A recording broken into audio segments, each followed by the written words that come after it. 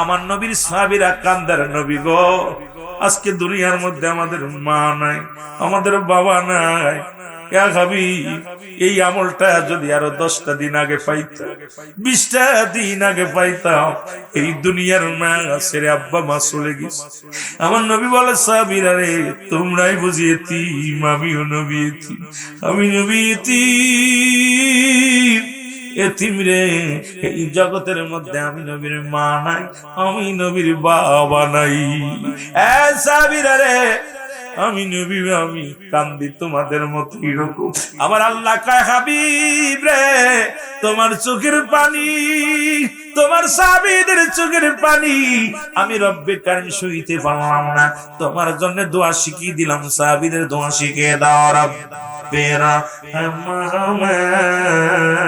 কামা রব্বায়ানি সগীরা। ওরে আমি যদি যাই গো মারা, আমি যদি যাই গো মারা বিদেশের মাটিতে, লাশটায় আমার পৌঁছাই দিও মায়েরি কোলেতে, রে লাশটায় আমার পৌঁছাই দিও। যুবকেরা জোরে জোরে বলেন, ওরে আমি যদি যাই গো মারা, আমি যদি বিদেশের মাটিতে, লাশটায় আমার পৌঁছাই দিও মায়েরি কোলেতে, ওরে লাশটায় আমার পৌঁছাই দিও। জন্মের পরে যে কোলেতে রাখছে আমার মা,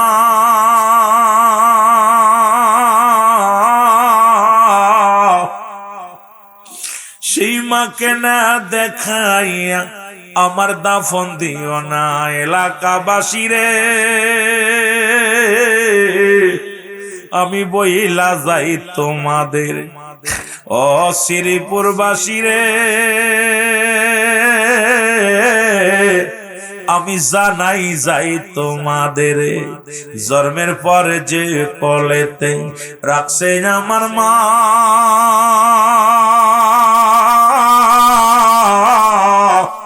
সেই মারে না দেখাইয়া আমায় দাফন দিও না, আমায় দাফন দিও না। আরে মায়ের মুখটা দেখলে পারে, মায়ের মুক্তি দেখলে পারে শান্তি পাবো কবরে, লাশটায় আমার পৌঁছাই দিও মায়েরই গলেতে। বলো হযরত ওমর ফারুক রাদিয়াল্লাহু তাআলা ইসলামের দ্বিতীয় খলিফা গো, উনার কদমের মধ্যে এক মুরব্বী তার সন্তানের হাত ধরে নিয়ে আসলেন এক যুবককে, সালাম দা, আসসালামু আলাইকুম আমিনুল মুমিনিন, এ আমার সন্তান কাছে বিচার করা লাগবে।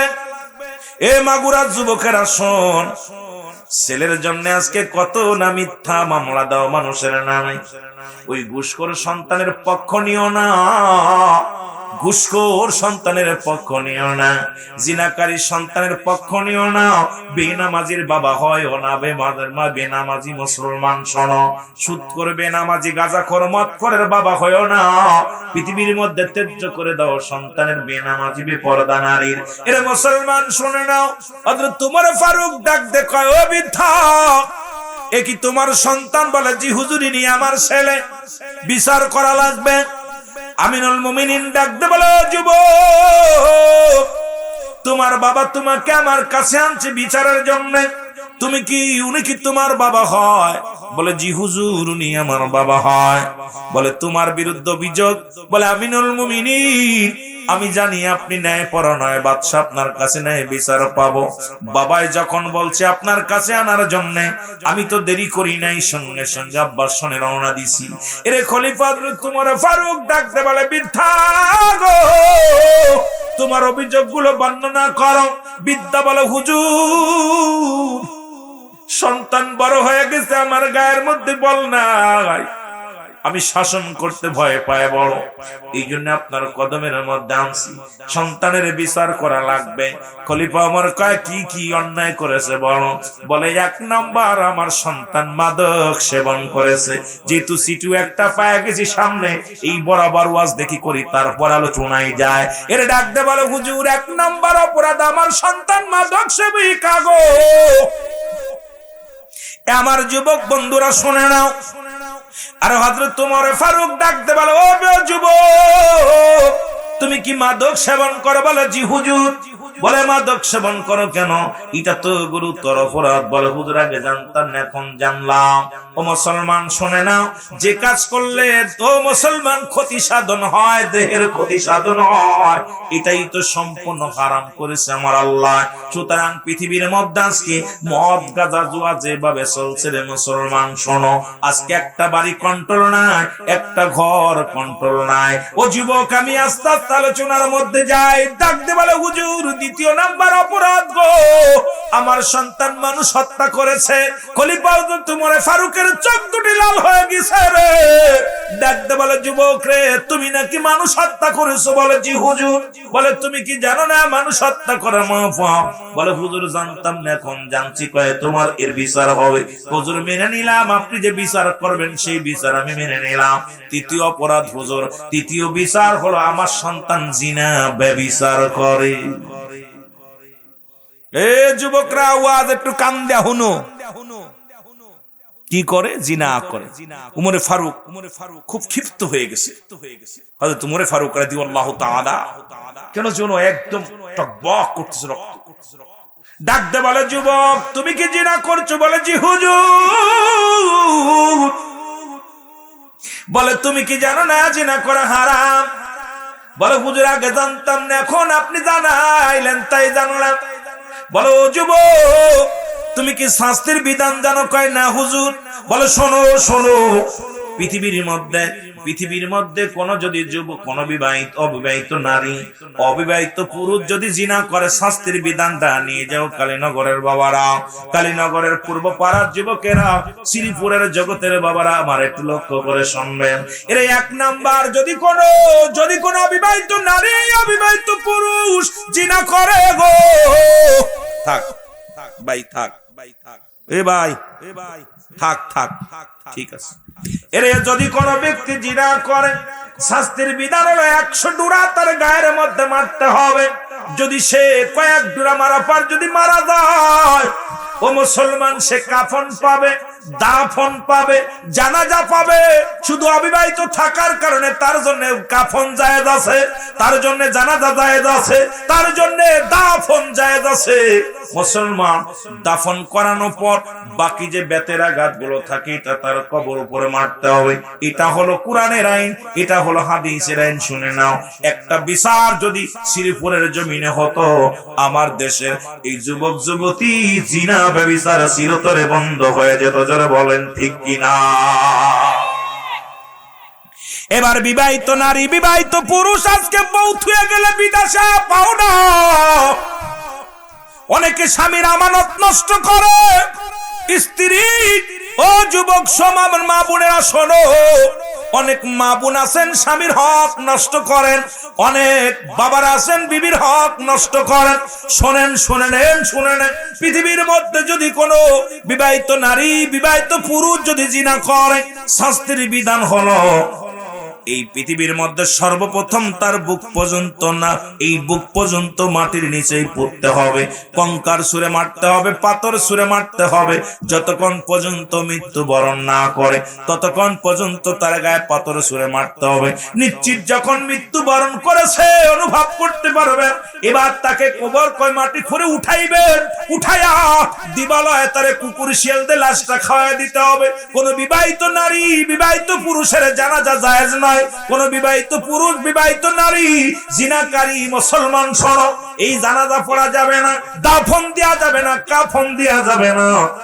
একটা বিচার যদি মাগুরা জেলা শ্রীপুরের জমিনে হতো, কালীনগরের জমিনে হতো, খোদার কসম আপনার বোর দিকে কেউ তাকাইতো না, আপনার দিকে কোন নারীও তাকাইতো না। আজকে প্রতিটা বাড়ি জিনা বা বিচার, একটাই কারণ হলো ইসলামের বিধান নাই। জোরে বলেন ঠিক কিনা? ইসলামের বিধান আছে, চালু নাই। প্রতিটা বাড়ি, প্রায়টা বাড়ির মধ্যে, প্রতিটা বাড়ি বললে আবার অনেকে মাইন্ড করতে পারেন, অধিকাংশ বাড়ির মধ্যেই স্বামী থাকতেও বিবি অন্য পুরুষের সঙ্গে রিলেশন। আবার অনেক স্ত্রী সুন্দরী নারী ঘরে আছে, তারপরেও স্বামী অন্য নারীর উপরে আসক্ত। যেটা বলেন ঠিক কিনা? শাস্তির বিধান হলো আজকে সে যত বড় কুতুব হোক, যত বড় মৌলবী হোক, এ দেশে কি বিচার করবেন? যে দেশে জিনা করে জেলে গেলে ফুলের মালা নিয়ে গলায় ফেরে। আমি আশ্চর্য হয়ে গেছি যে দেশে জিনা করলে তার পক্ষে উকিল দাঁড়ায়, তার পক্ষে বাবা আবার উকলাতি করে হাইকোর্টের রায়। ওই যে আমাদের দেখছেন না বরগুনা তিন্নি নাকিডা, ও স্বামীরে মারছে অন্য পুরুষের সঙ্গে জিনা করে, আবার মোজাম্মেল হক ওর বাপ ওই বড়া ফড়া কর্তব্য লুচ্ছ, লুচ্ছার ঘরে লুচ্ছাই বদমাইশ মেয়ের পক্ষে আদালতে যে আবার উকলাতি করে। কারণ যে মেয়ে জিনাকারী, যে সন্তান জিনাকারী, সে যত বড় কুতুব হোক না কেন, তুই তার পক্ষ নিবি, তুই জাহান্নামী। জোরে বলেন ঠিক কিনা? আজকে সমাজের মধ্যে আমার যুবক যুবতী নষ্টের কারণ হলো আমাদের মতো কিছু মাথা মোটা আলেম আর মাথা মোটা কিছু নেতা। কারণ এই আলেমগুলো ফতুয়া দিয়ে ঘুরাই ফেলতেছে, ফতুয়া দিয়ে। এই যে বলৎকার, গত 3 মাসে 1100 বলৎকার ধরা পড়ছে। আমি কই যেটা বলৎকার ধরবে সঙ্গে সঙ্গে তাকে শিরচ্ছেদ করো। যে আল্লাহকে আজকে বলতে বলতে এগুলোর বিচার নাই। আল্লাহকে নিয়ে কটূক্ত করা হয়, সাহাবীদেরকে নিয়ে কটূক্ত করা হয়। এদেরকে এখনো বাংলার জমিনে সে যত বড় মুফতি হোক, যত বড় মুহাদ্দিস হোক, আল্লাহ রাসূলকে নিয়ে কটূক্ত করার সঙ্গে সঙ্গে তার বাঁচার কোনো ইখতিয়ার নাই। জোরে বলেন ঠিক কিনা? আরো জোরে বলেন ঠিক কিনা? দেখলাম একমাত্র দেশে এক বাউল না ফাউল আল্লাহকে নিয়ে কটূক্ত করেছে, আবার আমাদের দেশে কিছু দরদি মৌলবী। মুসলমানদের মধ্যে, সুন্নিদের মধ্যে, ইসলামের মধ্যে বাউলদের সাথে কোনো সম্পর্ক নাই। কারণ তারা সবসময় নাস্তিক, তারা সবসময় নাস্তিক, উগ্রপন্থী, তারা ঈমান হারা। জোরে বলেন ঠিক কিনা? যদি কেউ থাকেন ও ফেনা মাসেন কথা বলেন। এদিকে আবার দেখলাম আপনারা সুফিবাদ। কিসের সুফিবাদ? ভণ্ডর কিসের সুফিবাদ? নারী নিয়ে বেগানা নারী নিয়ে গান গাও, বেগানা নারী নিয়ে গান গাও, নাচানাচি করো, পালা গান গাও, তুমি সুফিবাদ? তোমার মতো ভণ্ড প্রতারক এর মধ্যে পৃথিবীর ওই দিন আল্লাহ কামিনুন নাস, মানুষের মধ্যে মায়া করো, তারা বলবে আমান্না তার ঈমান আনছে বিল্লাহি, আল্লাহর প্রতি, অবিলম্বিত আখিরাতের প্রতি বিশ্বাস স্থাপন করছে। আমা কুম বিমুমিনিন। এ চোর! নাস শব্দের অর্থ হলো মানুষ। কত বড় বদমাইশ! কে কুল আউযু বিরাব্বিন নাস, নাস মালিকিন নাস, ইলাহিন নাস, খসখসিন নাস। কোন কত উচ্চারণ করছে কি শুনছেন নি? ওর জুতা দিয়ে পিটা দরকার। আল্লাহও নাসে, আমিও নাসি। নাউযুবিল্লাহ বলেন না? আর আমার দেশের মুসলিমেরা সেটা সমর্থন করে। হাত দিতে দিতে কোথায় আগুনে হাত দিলে ইচ্ছাও পরে, গর ইচ্ছাও পরে। যখন আল্লাহর সঙ্গে কাউকে শিরক করবে, কারণ আল্লাহর কোনো শরীক না। আল্লাহ বলে আল্লাহু আহাদ আল্লাহুস সামাদ লাম ইয়ালিদ ওয়া লাম ইউলাদ ওয়া লাম ইয়াকুল লাহু কুফুয়ান আহাদ। আল্লাহ বলে, আল্লাহ হাবিব আপনি বলে দেন আমি আল্লাহ এক। কয়জন? জোরে বলেন কয়জন? কষ্ট হচ্ছে আপনাদের? আমি কষ্ট দিয়ে ওয়াজ করব না, কারণ আমি তো আপনাদের এলাকায় এই দীর্ঘদিন, আমার বয়স 44 চলতেছে, মনে হচ্ছে বাচ্চা। 44-এ পা লাগাই দিছি, মনে হয় বাচ্চা। এটা আপনাদের দোয়া, কথা বুঝেননি? সুতরাং এখন বয়স শেষ, দীর্ঘ যে কয়দিন বেঁচেছি আল্লাহ হায়াতে রাখছে, আমার শেষ। আর আশাই নেই আগামী দিন বাঁচার। কারণ যেটুকু দিয়েছে এইটুকু নিয়ে আমার শুকরিয়া আদায় করে কুল পায় না। কত মানুষ জন্ম নিয়ে মারা যাচ্ছে, কত মানুষ পেটের ভিতর থেকে মারা যাচ্ছে, কত মানুষ দুনিয়া আসছে না, মুখ দেখতেছে না। রব্বে কারীম আমাকে এই 40-42 বছর 44 বছর বাঁচিয়ে রাখছে, এই শুকরিয়া আদায় করে তো শেষ করতে পারি না। জোরে বলেন ঠিক কিনা? এই জন্য আমার আল্লাহ বলে, আল্লাহ বলতেছে হাবিব আমি আল্লাহ, আমি আল্লাহ কাউকে জন্ম দিই নাই, কারো থেকে জন্ম নেই নাই। আমি কারোর মুখাফেক্ষী না। তামাম পৃথিবী আমার মুখাফেক্ষী, আসমান জমিনের মধ্যে যা কিছু আছে সব কিছু আমার মুখাফেক্ষী, আমি কারোর মুখাফেক্ষী নই। তাকে নিয়ে যখন দ্বিমত হয়ে যায়, কোরআনকে, কোরআনের ভুল ধরা নিয়ে যে সমস্ত মৌলবীরা ব্যস্ত আছে, কয় কোরআনে ভুল আছে। আল্লাহ বলে কোরআনে ভুল আছে। আল্লাহ কয় যালিকাল কিতাবু লা রাইবা ফীহি। সন্দেহ আছে কোন? সেখানে যদি মৌলবীরা কয় কোরআনে ভুল আছে, মনে করবেন ওই মৌলবী ঈমান চোর, ওরা নাস্তিকদের দালাল, ইহুদিদের দালাল, খ্রিস্টানদের দালাল। কারণ এই কোরআনকে শেষ করতে পারলে, কোরআনটাকে যদি ধূলিসাৎ করা যায়, কোরআনটা যদি ইহুদিদের কাছে ভুল ধরিয়ে দেওয়া যায়, তাহলে মুসলমানদেরকে শেষ করে দেওয়া যাবে। এই জন্য এই সমস্ত মুনাফিক থেকে সাবধান। জোরে বলেন ঠিক কিনা? এই সমস্ত নাস্তিকবাদ থেকে সাবধান। কারণ এই ইহুদিদের দালাল, খ্রিস্টানদের দালাল, এ কোনো বক্তা না, ইহুদিদের দালাল, খ্রিস্টানদের দালাল। কারণ যে ব্যক্তি কোরআনের ভিতর হাত লাগায়, কারণ কোরআনের কোন জবর জের নুকতা আজ পর্যন্ত কোন মানুষ তৈরি করতে পারছে? কিয়ামত পর্যন্ত একটা সূরা আবিষ্কার করতে পারবে? যারা বলেন পারবে।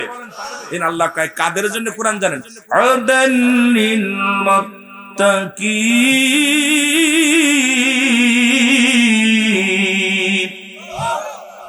একমাত্র হেদায়েত প্রাপ্ত বান্দাদের জন্য, আউল ফাউলের জন্য। আউল ফাউল বক্তা আমার বক্তার জন্য নয়, মৌলবীর জন্য নয়, কোন মুন্সির জন্য নয়, একমাত্র হেদায়েত প্রাপ্ত বান্দাদের জন্য কোরআন। আর এই হেদায়েত প্রাপ্ত বান্দা কোরআনকে ভালোবাসে, কোরআনকে মহব্বত করে, আল্লাহর দ্বীনকে মানে, ঈমানটা খাঁটি করছে। আর এই মুনাফিক আউল বাউল বক্তা আর আউল বাউল মৌলবী এই সমাজের মধ্যে কোরআনকে যারা রিসার্চ করতে যাইয়া, এই পৃথিবীর মধ্যে কোরআনকে রিসার্চ করতে যায়, মাইকেল জ্যাকসন কালেমার মালা পড়েছে, কোরআনকে গবেষণা করতে যায়, হাজার হাজার অমুসলিম ঈমান আনছে, কোরআনকে রিসার্চ করতে যায় অসংখ্য কাফেররা ঈমান আনছে। আর আমার দেশের মুসলমান কোরআনকে রিসার্চ করতে যায় খালি ভুল পাচ্ছে। কথা কয় না কেন? কথা কয় না কেন? কথা বুঝেননি? কষ্ট হচ্ছে? ওরা শিক্ষিত শয়তান, ওরা শিক্ষিত শয়তান, ওরা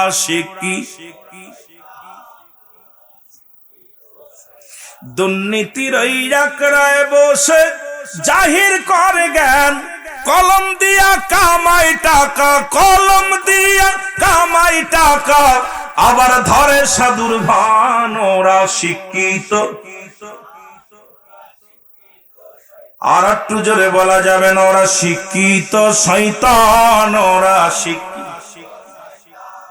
ওরা হলো জাতির নাকি মহামারী মহাতন, ফাইলে কলম ঠেকাইয়া চালায়ুরা নির্যাতন, ঘুষের টাকায় ওদের ভুড়ি, ঘুষের টাকায় ওদের ভুড়ি, করে যে টান টান। ওরা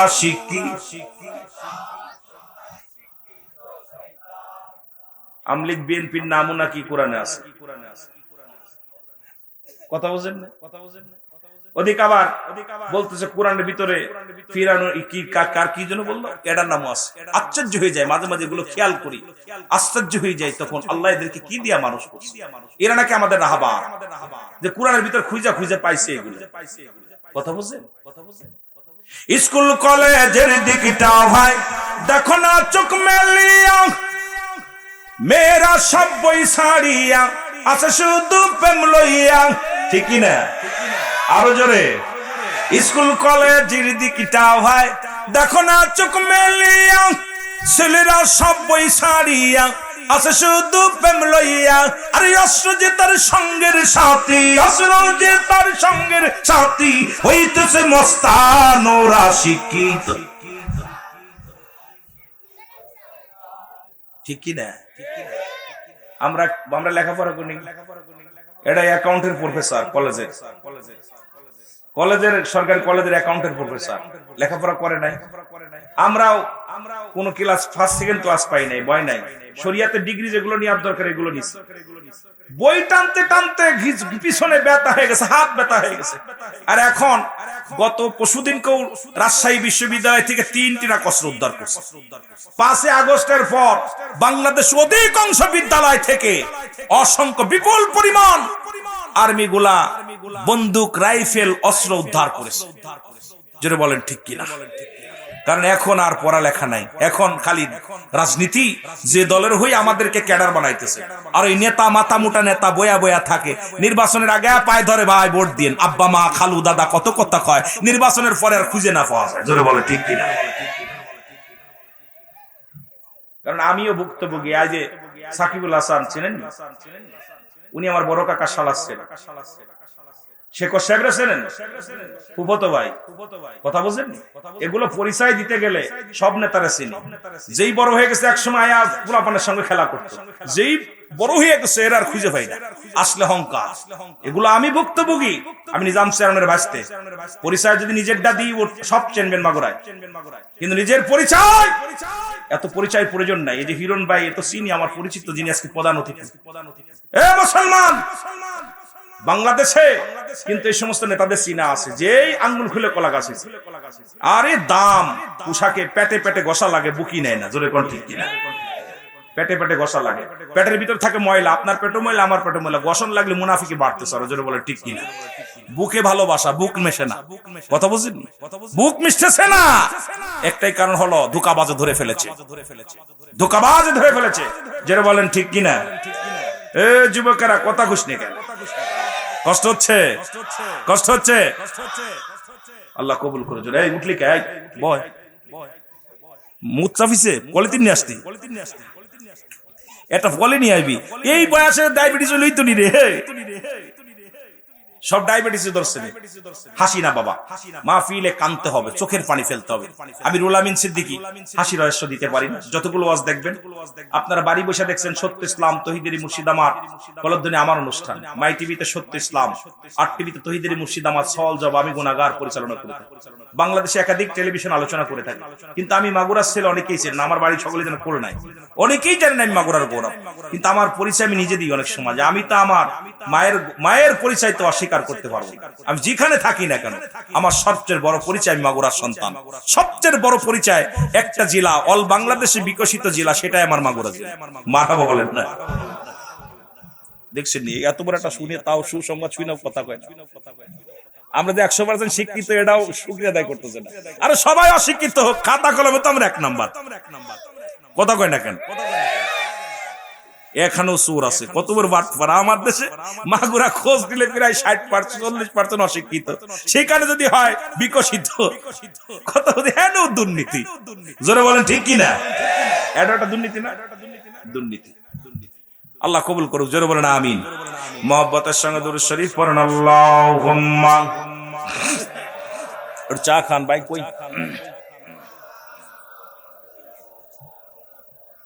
ওয়ালা আলি সাইয়্যিদিনা।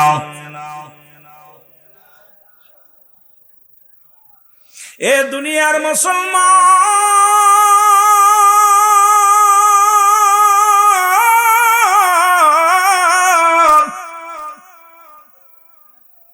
যুবক বলে, আমিনুল মুমিনিন, আপনি যে বিচার করবেন আমি মেনে নিব। মনে আছে? যে বিচার করবেন আমি মেনে নিব।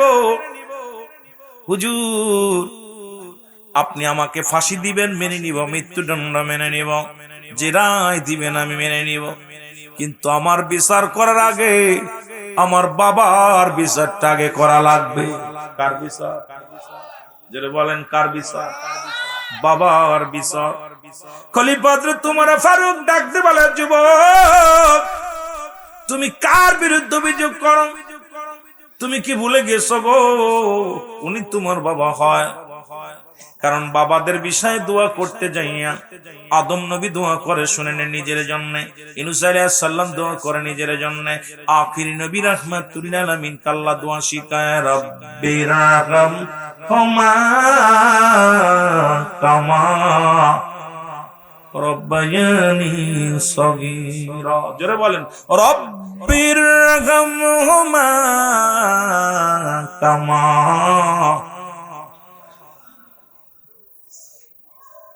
আরে দোয়া আল্লাহ কয়, হে হাবিব ওদেরকে দোয়া শিখিয়ে দেন, আমার রব, আমার প্রতিপালক, হে আল্লাহ আব্বা মার সগীরা কবিরা গুনাহগুলো মাফ করে দাও। শিখায় কে?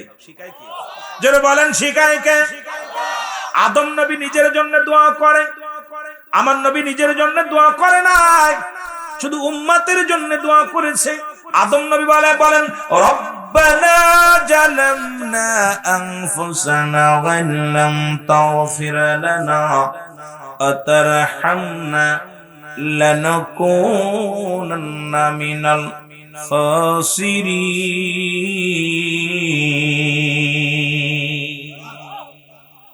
আদম বলে আল্লাহ আমি জালিমদের অন্তর্ভুক্ত হয়ে গেছি, আমারে তুমি ক্ষমা করে দাও।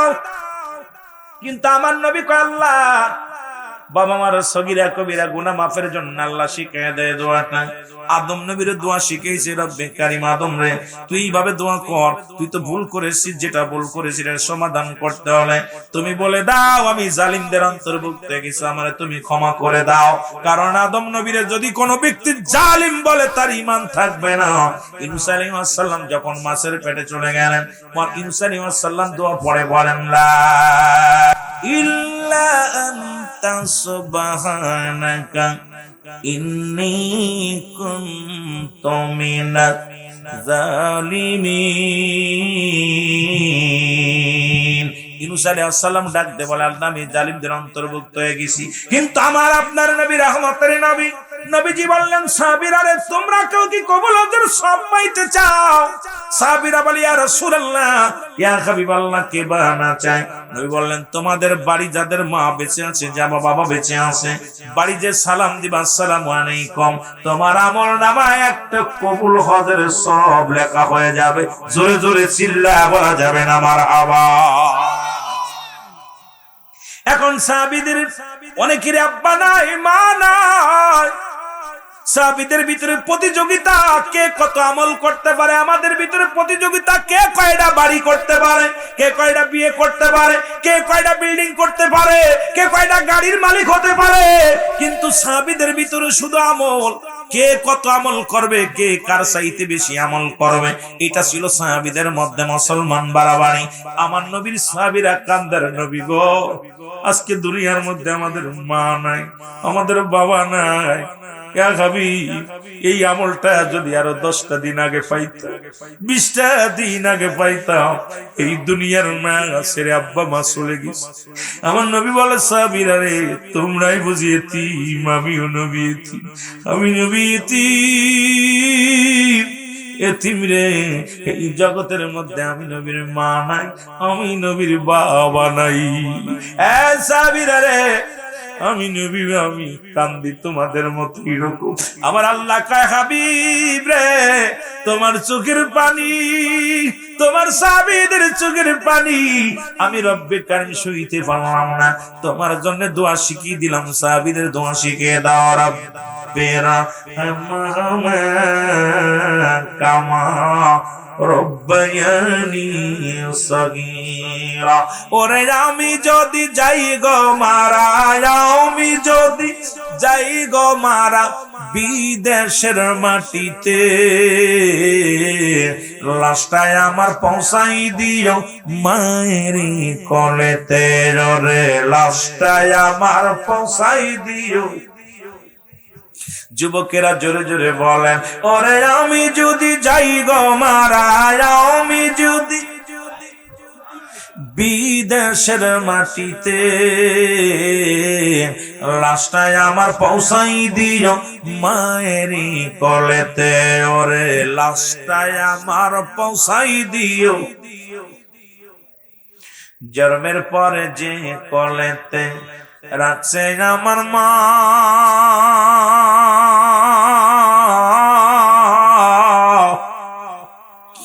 সেই মাকে না দেখাইয়া আমার দাফন দিও না এলাকাবাসী রে,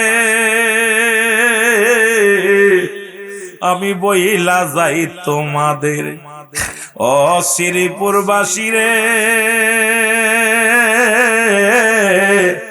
আমি জানাই যাই তোমাদের জন্মের পরে যে কোলেতে রাখছে আমার মা,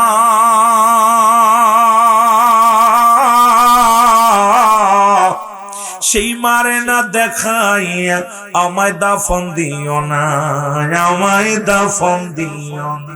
আরে মায়ের মুখটা দেখলে পারে, মায়ের মুক্তি দেখলে পারে শান্তি পাবো কবরে, লাশটাই আমার পৌঁছাই দিও মায়েরই কোলেতে। বলো জন্মের পরে যে কোলেতে রাখছে আমার মা, সেই মাকে না দেখাইয়া দাফন দিও না, আমায় দাফন দিও।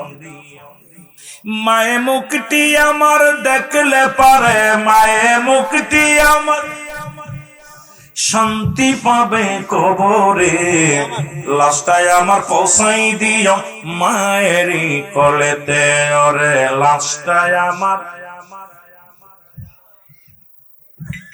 এই জগতে মায়ের মতো নাই কেউ আপন,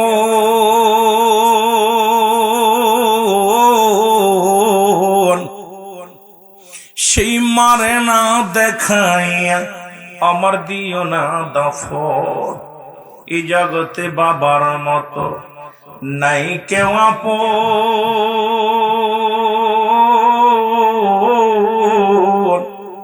সেই বাবা মারে না দেখায়া আমায় দিও না দাফন।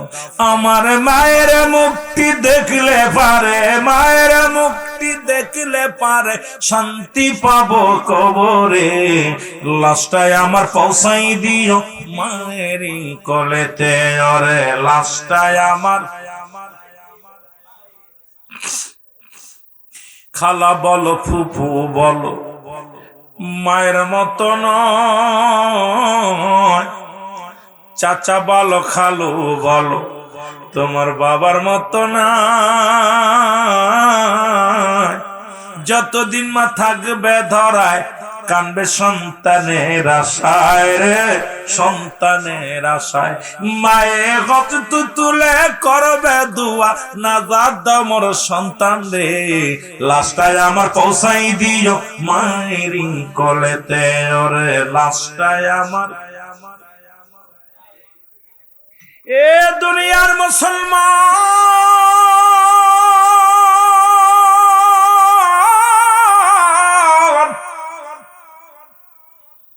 যুবক বন্ধুরা রে, দিলের কান্ডা লাগা শোনো।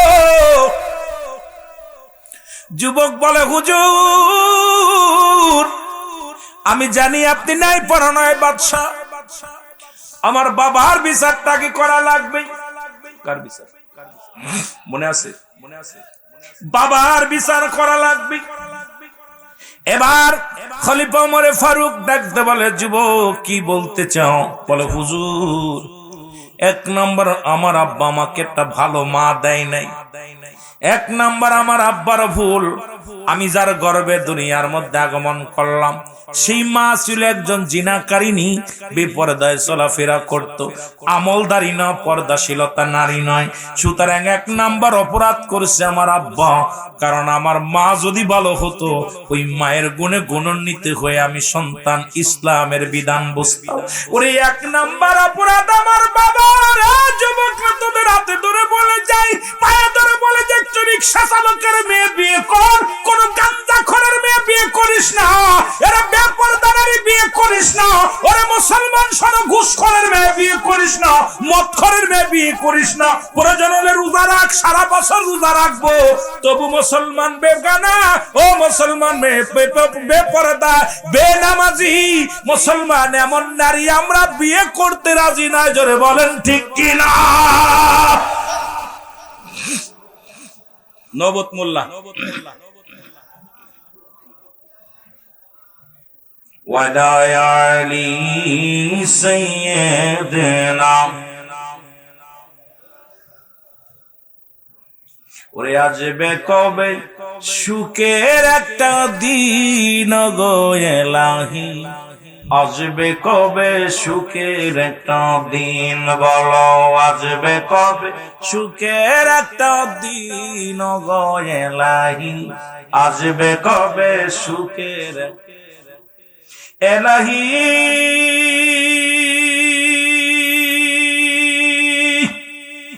পা দিলে আমার চলিবারে, কর্ণ দিলে শুনিবারে, চক্ষু দিলে দেখিবারে ধরারি মাঝে, তবু আমি অন্ধ রইলাম চিনিলাম তোরে, তবু আমি অন্ধ রইলাম চিনিলাম না তোরে অগরেলাহি। আসবে কবে সুখের একটা দিন, বলো আসবে কবে সুখের একটা দিন অগরেলাহি, আসবে কবে সুখের একটা দিন, বলো আসবে কবে। ও গো এলাহি আসবে কবে? মারহাবা বলা যাবে না? এর ডাক দিয়া উমর ফারুক ডাক দে বলে, ও যুবক শোনো গো, বলে হুজুর এক নম্বর অপরাধ আমার বাবা, ও যে বললাম 5টা গুণের নারী বিয়ে করবা গো, 4 নাম্বার গুণ হলো রূপবতী গুণবতী। আজকে আমরা শুধু সুন্দরী চেহারা দেখে পাগল হয়ে যাই, ইতে চিনার সময় নাই। আগের যুগে যখন বিবাহ হতো মাতৃকুল পিতৃকুল যাচাই বাছাই করা লাগতো, মেয়ের মা আমলদারি কিনা, মেয়ে আমলদারি কিনা, পর্দা মানে কিনা। এখন তার গার্জিয়ানের কোনো মূল্য নাই। পছন্দ হয়েছে ক্লাস 6 থেকে পরের মেয়ের হাত ধরে টানাটানি শুরু করি, আইরে সমাজ, আইরে জাতি শেষ হয়ে যায় না। মুসলমান শুনে নাও, যদি কোন গুণবতী রূপবতী নারী যদি তোর সংসারে আসে, ওই মেয়েটা জীবনেও সারা জীবন মুসলমান স্বামীর আদর্শ পাবে না, তবুও দাঁত কামড়ে পড়ে থাকবে, স্বামীর বিটে ধরে পড়ে থাকবে। কারণ চিন্তা করবে, আমি যদি চলে যাই আমার আব্বা কষ্ট পাবে, আমার ভাই কষ্ট পাবে, মা কষ্ট পাবে। জীবনে ওই দুঃখের কথা কাউকে বলবে না। ও আমার যুবক বন্ধুরা শুনে নাও, আজকে গুন্না দেখে রূপ দেখা শুরু করেছি রে, আর এই রূপের কারণে আজকে প্রতিটা বাড়ির ভিতরে ঝামেলা। ওরে মুসলমান, এই বইয়ের মন বন রক্ষা করতে যাইয়া বাবা মায়ের হক আদায় হয় না। ওরে বাপ মার প্রতি 14 মুসলমান 12/6 হক এই দুনিয়ার মধ্যে ইন্তেকালের আগে হলো, ইন্তেকালের আগে হলো 6টা হক, ইন্তেকালের পরে হলো 6টা হক। এই 12টা হক আদায় করতে পারি না। তুমি যত বড় কুতুব হও না কেন, 3 শ্রেণীর মানুষের দোয়া কবুল হয় না। নাম্বার 1 হলো মুসলমান পিতা মাতার নাফরমানি সন্তান। 3 নাম্বার মুসলমান অহংকারী মানুষ। এই 3 শ্রেণী মানুষের দোয়া আল্লাহ কবুল করে না। এই মুসলমান শোনো, পিতা মাতার বাধ্যগত হও, দুনিয়ার মধ্যে হও। 5 নাম্বার হলো আদর্শ বাবার সন্তান, আদর্শ মায়ের সন্তান। আজ থেকে প্রতিজ্ঞা করব, জীবনেও যদি বিয়ে না করি, কোন ঘুষখোরের মেয়ে বিয়ে করব না, কোন সুদখোরের মেয়ে বিয়ে করব না, কোন মদখোর গাঁজাখোর ইয়াবাখোরের মেয়ে বিয়ে করব না। মুসলমান আজ থেকে যদি প্রতিজ্ঞা করতে পারো, আপনার এই সমাজ, এই কালীনগরের মানুষগুলো সোনার মানুষ হয়ে যাবে। যদি প্রতিজ্ঞা করো, কোন আত্মীয়তা করব না কোন গাঁজাখোরের লগে, আত্মীয়তা করব না কোন হিরণসির লগে, আত্মীয়তা করব না কোন বেনামাজির লগে, আত্মীয়তা করব না পৃথিবীর মধ্যে সুদখোর ঘুষখোরের লগে। দেখবেন মুসলমান, কোন বক্তা লাগবে না, কোন নেতা লাগবে না, এলাকার মধ্যে সোনার মানুষগুলো হয়ে যাবে। জোরে বলেন ঠিক কিনা? ওরে জন্ম নিয়ে শুনলাম মানুষের মতো মানুষ হইতে হবে, বাবাই বলতো মানুষের মতো মানুষ হইতে হবে, দাদাই বলতো মানুষের মতো মানুষ হইতে হবে, উস্তাদ বলতো মানুষের মতো মানুষ হইতে হবে। আমাদের হিরো ভাই মুসলমান, এই আমাদের চেয়ারম্যান সাহেব, উনিও বলতো মানুষের মতো মানুষ হইতে হবে। আগে মনে করতাম আমি তো মানুষ, আমি তো গরু নয়, আমি তো ছাগল নয়। এখন বুঝতে পারি কেন বলেছিল। আজকে মানুষের মতো মানুষ কেন হতে বলেছিল? বড় বড় ডিগ্রি নিয়ে অফিসে বইয়া যারা ঘুষ ছাড়া যাদের কলম চলে না, এরা কি মানুষ না অমানুষ? ওয়াজ মনে হয় বোঝেন নাই। বিদেশ থেকে ডিগ্রি নিয়ে, ও যুবক, বিদেশ থেকে ডিগ্রি নিয়ে, বিদেশ থেকে লেখাপড়া শেষ করিয়া অফিসের মধ্যে বইয়া যেখানে ঘুষ ছাড়া আপনার কলম চলে না, আপনার মতো অমানুষ আপনি মানুষ হতে পারেন নাই। ডিগ্রি নিয়ে ডক্টর হইয়া অপারেশন থিয়েটারে রোগী মারা যায়, অপারেশন করেন না, টাকার কাছে বিক্রি হয়ে গেছে। আপনি মানুষ না অমানুষ? জোরে বলেন মানুষ না মানুষ? এখন আমি হিসাব করে মিলাইয়া দেখলাম, আমার দেশে সবচেয়ে দুর্নীতিবাদ শিক্ষিত সমাজ গো। কারণ এলমে দিন না থাকার কারণে, এলমে হুজুরি, এলমে হুসুলি, মুসলমান শরিয়াত তরিকত হাকিকত মারিফত, এই শরিয়াতের প্ল্যাটফর্ম শুধু শিক্ষা করে, মুসলমান নাস্তিকদের ইংরেজি শিক্ষা করে, কোরআনকে ছেড়ে দিয়ে এই দুনিয়ার মধ্যে যারা এলেম অর্জন করলাম, এই এলেমে আমারে ঘুষ ছাড়তে পারে নাই, এই এলেমে আমাকে সুদ ছাড়তে পারে নাই, এই এলেমে আমাকে গাঁজা খাওয়া ঠেকাইতে পারে নাই, এই এলেমে আমাকে মদ খাওয়া ঠেকাইতে পারে নাই। কারণ আসলে কোরআনের জ্ঞান ভিতরে নাই, হাদিসের জ্ঞান না থাকার কারণে দুর্নীতি বেড়ে যায়। জোরে জোরে বলেন ঠিক কিনা? এখন হিসাব করে মিলায়া দেখলাম আমার দেশে কোনো ভ্যান চালক দুর্নীতিবাজ নয়, আমার দেশে কোনো রিকশা চালক দুর্নীতিবাজ নয়, আমার দেশে কোনো কৃষক দুর্নীতিবাজ নয়, আমার দেশে বিদেশিদের পাঁচাটা বড় বড় বড় বড় ডিগ্রিধারী মানুষগুলো এই দুর্নীতিবাজ। জোরে বলেন ঠিক কিনা? কথা বোঝেন?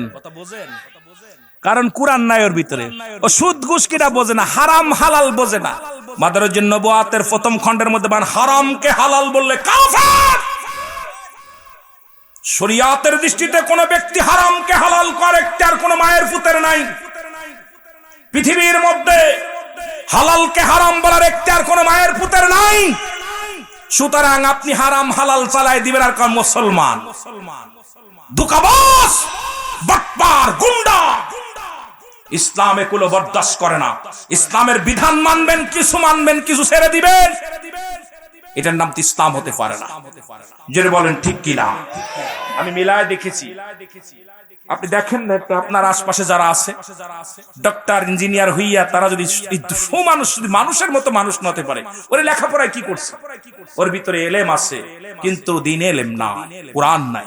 ওদের জানতো কোনটা হারাম কোনটা হালাল। এই জন্য সন্তান যখন দুনিয়ার মধ্যে আসে সর্বনিম্ন তাকে কোরআনের জ্ঞান, নামাজের বিধানগুলো, এই জানাজা পড়ান। আপনার ছেলে জানাজা অনেকে বুবার মতো দাঁড়ায় থাকে। কথা বুঝলেন? জানাজার নিয়ম, নামাজের নিয়ম, কিছু সূরা, কিছু হাদিস তাদেরকে শিক্ষা দিতে হবে। কারণ ওই ছেলে যখন কোরআন হাদিস শিক্ষা করবে, খোদার কসম ও একটা হারাম কাজ করতে গেলে বিবেক বলবে না এটা করা যাবে না। কিন্তু তো এটা জ্ঞান নাই। আর নার পিছনে কি আমরা বড় বড় ডিগ্রি অর্জন করাইতেছি বিদেশ নিয়ে। আমার বাজানেরা, এমন কোন কিতাব নাই যা পড়লে সব আছে, কিন্তু আমার আল্লাহর কোরআন একটা হরফ পড়ার সঙ্গে সঙ্গে 10টা নেকি। জোরে বলতে মারহাবা। কিন্তু এদিকে আমাদের সন্তানাদি নাই। কারণ কি? একটাই হলো ওই যে আমরা ভিনদেশীদের পাঁচাটা গোলাম। মানুষের মতো মানুষ হোক, হওয়ার দরকার আছে কিনা? জেনে বলেন হতে হবে কিনা? এই জন্য মাঝে মাঝে আমার আসলে নিজকে তো নিজে চিনতে পারি না। অ্যারিস্টটল, সক্রেটিস বই লেখা পার বলছে নো আদাই ছেলে, নিজেকে নিজে চিনতে হবে। নিজের নফসকে চিনতে হবে, কলবুস সালিম, আত্মাটাকে প্রসিদ্ধ করতে হবে। আপনার আমার বাড়ির পাশে কুষ্টিয়া, লালন কইছে নিজকে নিজ চিনতে পারলে অন্যকে চিনা যাবে। যদিও আমি লালনের ভক্ত না, যদিও লালনের কথা আমি কিছু ভিত্তিহীন, যদিও বলছে যদি নিজকে যদি চিনতে পারেন অন্যকে চিনা যাবে। আমরা খালি ব্যস্ত আছি কে খারাপ, কে গুন্ডা, কে বদমাইশ, কে লুচ্ছা, এই চিন্তা আছি। নিজকে নিচে চিন্তা করি না। আপনি যদি একবার বয়া চিন্তা করেন আমি কে, আমাকে কেন পাঠাইলো, যেটা বলেন ঠিক কি? যেমন মুসা আলাইহিস সালাম, কথাগুলো খেয়াল করবেন। ওয়াজ কই রাখলাম মনে, ওই যে যুবকের ওয়াজ মনে থাকে জন্য। আলোচনা কিন্তু অনেক আলোচনা করা লাগবে। যদি সময় পায় ইনশাআল্লাহ আগাবো, আর না হলে ইনশাআল্লাহ আর ছাড়িয়ে দেবো। আর বেশি সময় করবো না, কয়েক মিনিট আর করা যাবে, কারণ 12টার ভিতরে খতম। ঠিকই না? কথা কন না কে? কষ্ট হচ্ছে আপনাদের? ওয়াজ কি চলবে? চলবে। মুসা আলাইহিস সালাম আল্লাহর সঙ্গে জিবরিল আমিন পৃথিবীর মধ্যে আগমন করেছে আদম নবীর কাছে 12 বার। কয়বার? জোরে বলেন কয়বার? 12 বার। হযরত ইদ্রিস আলাইহিস সালামের কাছে আসছে 4 বার, ইব্রাহিম আলাইহিস সালামের কাছে আসছে 42 বার, মুসা আলাইহিস সালামের কাছে আসছে 450 বার, আর আমার আপনার নবী রাহমাতুল লিল আলামিনের কাছে আসছে মাত্র 24000 বার। কয়বার? কয়বার? মনে কমেছে। এই জন্য সুবহানাল্লাহ জোর নাই। আর মারহাবা বলেন না। তা আল্লাহ রাব্বুল আলামিন আজরাইলকে পাঠাইছে মুসা আলাইহিস সালামের কাছে। আজরাইল, যাও মুসার তো জিন্দেগি শেষ, নিয়ে আসো, নিয়ে আসো। মুসা আলাইহিস সালামের কাছে আজরাইল সালাম দিছে, আসসালামু আলাইকুম হুজুর। তুমি কে? আমি আজরাইল। কেন আইছো? কেন আইছো? ইমানদারের পাওয়ার কোন কঠিন। ইমানদারের আর কাফেরদের মধ্যে মৃত্যুর পার্থক্যটা ওয়াজ আমি মূল লাইন ছিল সেটা, কিন্তু আমি ওই লাইনে যেতে পারবো কি না বলতে পারি না। কারণ এমন ওয়াজ এমন জায়গা ছাড়াই গেছে, এটাকে বিস্তারিত গুছাই নিয়ে যেতে হলে সময় লাগবে। কারণ এগুলোর বিস্তারিত সময় করতে আরো 2-1 ঘন্টা দরকার। যেটা কথা বলি খুব খেয়াল। মুসা আলাইহিস সালাম আজরাইলকে বলতো, আজরাইল তুমি কেন আইছো? বলে আপনার রূহটা জান কবাজ করার জন্য আসছো। কয় তুমি আমার কাছে আসছো, তা কমিন্দে ঢুকবা? কয় আপনার চোখ দিয়ে ঢুকবো। কয় চোখ তুমি কি ভাবলে কেমন করে? আমার এই চোখ দিয়ে তোমার ঢুকতে দিব? তুমি কি জানো না আমার এই চোখ দিয়ে আমি রব্বে কারিমের যখন তুর পারে গেছিলাম আমার ওই আল্লাহর কুদরতি নূর মুবারক দেখেছি। সুবহানাল্লাহ বলেন না? সুতরাং আমার এই চোখ দিয়ে তোমার ঢুকতে দিব, আমি কি কোনো মহিলা দেখছি? আর এই চোখ দিয়ে কত খারাপ কাজ দেখতেছেন, খুব খারাপ, খেয়াল করবেন। কয় তাহলে আপনার কান দিয়ে ঢুকবো। রব্বে কারিমের সাথে কথা বলার সময় আমার আল্লাহর কথা কানে শুনেছি, এই কান্দে তোমার আমি ঢুকতে দেব। যে কান্দে কোরআন শোনেন সেই কান্দে আমরা গুয়ে মাসি, গানও শুনতেছি, জোরে বলেন ঠিক কি না? বাজনাও শুনি, বাবার আমার গভীর মনোযোগ। মুসা আলাইহিস সালাম কইছে এ না ঢুকতে দিব না। কয় আপনার মুখ দিয়ে দেব। কয় না, আমি মুখ দিয়ে কোরআন, ওই কোরআন পড়েছি, যে মুখ দিয়ে কোরআন পড়ছেন মুসা আলাইহিস সালাম, কিন্তু আমি আল্লাহর সঙ্গে কথা বলেছি, আমার মুখ দিয়ে ঢুকতে দেব না। কথা বুঝছেননি? সিজদা কয় আমি আল্লাহর সিজদা করেছি, ঢুকতে দিব না। আজরাইল দাঁড়ায় আছে। আল্লাহ কয় আজরাইল ওনার সঙ্গে বাড়াবাড়ি করো না, কারণ আমার নবী, ওর কাছে জিগাও কতদিন থাকবো। নবী মুসা আপনি কতদিন থাকতে চান? যে মুসা তো জিবরাইলের মাইরা চোখকানা করছিল, অনেক ওয়াজ, পিছনে মেলা ওয়াজ, এত কিছু কইতে পারতাম না। এখন মুসা আলাইহিস সালাম বলতেছে আজরাইল তুমি বলো, কয় আপনি কতদিন থাকবেন? একটা বকরির গায়ে যতগুলো পশম এতদিন থাকবেন? কয় তারপরে কি হবে? কয় মরা লাগবে। কি লাগবে? জোরে বলেন কি করা লাগবে? 20 বছর পরে মরা লাগবে, 50 বছর পরে মরা লাগবে। মুসা কয় যেহেতু মরাই লাগবে, তুই বুড়ো বয়সের ইবাদত বন্দেগী কি করবো? কারণ আমার তো মরাই লাগতেছে। আল্লাহ নবী বলতেছে আমি, তুমি ঘরটা দিতেছো, কয় ইয়া রাসূলুল্লাহ ইয়া হাবিবাল্লাহ, আমার আসল ঘর তো আমার কবর, আসল বাড়িটা আমার কবর, এটা আমার সানি বাড়ি, আসল বাড়ি আমার কবর। নবীজি মুখের দিকে, আইব আনসারী মুখের দিকে তাকায়, নবীজি ফেলা চোখের পানিগুলো ছেড়ে দিছে। রাসূলুল্লাহ বলতেছে আনসারী তুমি তোমার বাড়িটা দান করে দিলা? কয় ইয়া রাসূলুল্লাহ যেখানে আমার আল্লাহর ঘর হবে, আমি আনসারী আল্লাহর, ঘরটাও আল্লাহ, সুতরাং আমি আমার জীবনটা দিয়া যদি আমি দিতে পারতাম তবু আমি খুশি হইতাম। জোরে বলেন না মারহাবা। নবীজি বললেন আমি জমি পাইলাম, এখন তো জমি যেহেতু পেয়ে গেছি, কিছু অর্থের দরকার, কাঠকুটি দরকার, সামিয়ানা দরকার। সাহাবীরা যার 2টা খাজুর গাছ ছিল একটা কেটে নিয়ে চলে আসে, পাতা খাজুর গাছের ডাল কেটে কেটে নিয়ে চলে আসছে, বড় বড় পাথর নিয়ে গাড়ি করে নিয়ে চলে আসছে। নবীজি বলে আমার সাহাবীরা ইয়া রাসূলুল্লাহ আল্লাহর ঘর বানাইবেন, আমরা যেমনি পারি এমনি আল্লাহর ঘরের সাহায্যের জন্য হাত বাড়াইছি। আল্লাহ তো আল্লাহ কি অভাবী নাকি? কথা কইতে নিন, আল্লাহ কি অভাবী না? সুতরাং আল্লাহর ঘরের জন্য আমার ভাইজান, আল্লাহ তার হায়াতের মধ্যে বরকত দান করুক। অনেক যেহেতু উদ্যোগ নিছে, যদি আপনি 10-এর লাঠি 1-এর বোঝা, মারহাবা বলেন না। সুতরাং আমি ওয়াজ যদি সময় জিতাম, বাড়ির মানুষ সবাই আমরা বাড়ি এক বাড়ির মানুষ, মাগুরার সন্তান, আপনারা শুনলেও আশ্চর্য হয়ে যাবেন। আপনাদের শ্রীপুরে একজন ডিআইজি আছে মফিজুর রহমান, চেনেন? চেনেন তারে? শ্রীপুরের রত্ন চেনেন? আমি একবার সিলেটে মাহফিলে গেছি, যখন শুনছে মাগুরা বাড়ি, আমারে খোঁজ করে আপনার প্রটোকল নিয়ে, পুলিশ বাহিনী নিয়ে আমার কয় রুল আমির সাথে দেখা করতে যাবে। উনি সেই জাপলং এর জমিনে গাড়ি নিয়ে, আমি মনে হচ্ছে ডিআইজি আসছে, কাম সারছে, আমার আবার শিবির টিবির বানায় মারবে নি আল্লাহ জানে, ভয়ে তো কাঁপতেছি ভয়ে। পরে কারোর কাছে, ওনাদের কাছে বলছে, আমার কথা বলে নাই। এরপরে আমার যায় জোড়ায় ধরছে বুকের ভিতর, সিদ্দিকী সাহেব তোমার বাড়ি মাগুরা কোথায়? আমি মাগুরা সদরে। কয় তুমি আমার চেনো নি? আমি তো আপনার চিনি না। আমি এই তো সবে মাত্র ডিআইজি হয়েছি, এই সিলেট বিভাগের ডিআইজি, আমি মফিজুর রহমান সাহেব, আমি মাগুরার ছেলে, তুমি আমার ভাই। আহা, আমার ওদিন আমি আফসোসে আমার বুকটা ভরে গেছে। এই মানুষগুলো যে নিরহংকার একজন ডিআইজি, যার কাছে এসপিডিসি যা ধন্না ধরে দাঁড়িয়ে থাকে, সে মানুষ আমি গুনাহগারের বুকের ভিতর টান দিয়ে নিছে, খালি মাগুরার সন্তান বিলে, যে আমার ছেলে, আমার গৌরব, আমার রত্ন। সুতরাং আমার পাশে যারা আছে এরাও আমার রত্ন, আমিও তাদের রত্ন, আমরা পরস্পর ভাই ভাই। জোরে বলেন ঠিক কিনা? কে কো দল করলো আমার দেখার বিষয় না। যখন আমার গ্রামে, আমার মহল্লায় কোনো ভাই আমাদের প্রতিনিধি হয়ে থাকেন, তাকে সাপোর্ট করা আমাদের ইমানি দায়িত্ব এসেছে। জোরে বলেন ঠিক কিনা? জোরে বলেন ঠিক কিনা? যদি আমার ভাই তো জানেন আপনারা, ওই বছর নির্বাচনে বিপুল ভোট পেয়েছিল, কিন্তু ওই যে দুর্নীতি, আমি তো ছিলাম, দেশে থাকি, খোঁজ খবর নিই। এগুলো আমাদের সমাজ পরিবর্তন করতে হবে, পরিবর্তন করার জন্য আপনাদের যুব সমাজ আগাতে হবে। সুতরাং আজকের মাহফিলের সম্মানিত বিশেষ অতিথি আমার ভাইজান সালাম দিয়ে চলে যাবে, তারপর আমি তার জন্য দোয়া করবো, যে সময় পায় আলোচনা হবে। সম্পদ কি আমল করলে এই ধন সম্পদ গুলো শেষ হয়ে যাবে, তোমার মাওলার জিগাইবানি। খেয়াল করবেন কিন্তু। মুসা বলে তোমার নালিশটা আমি নিলাম। দ্বিতীয় একজন মহিলার সঙ্গে দেখা, মেয়েটা ডাকতে বলে নবী মুসা আরে তোমার আল্লাহর জিগাইবে আনি, তুমি তো যাইতেছো তোর পারে রব্বে কারিমের সঙ্গে সাক্ষাৎ করতে, তোমার মাওলার জিগাইবে আনি আমারে কেন বানাইলো? আমি গরিব মানুষ, মানুষের বাড়ি বাড়ি চেয়ে খায়, আমি কি আমল করলে এত ধনী হব? তোমার মাওলার জিগাইবিনি কোনটা আমল করলে আমি ধনী হয়ে যাব? মুসা নবী কয় নিলাম, তোমার নালিশটাও নিলাম। তৃতীয় নাম্বার, হাত নাই পা নাই, একজন প্রতিবন্ধী রাস্তার মধ্যে বয়া ঘোরাঘুরি করে রে। জিগায় নবী মুসা আপনি কই যান? কয় তুল পায়। কয় নবী মুসা রে তোমার আল্লাহরে জিগাইবানি আমার হাত নাই পা নাই, রব্বে কারিম আমারে কিসের জন্য বানাইছে? আমার দে কোনো কাজে লাগবে নি।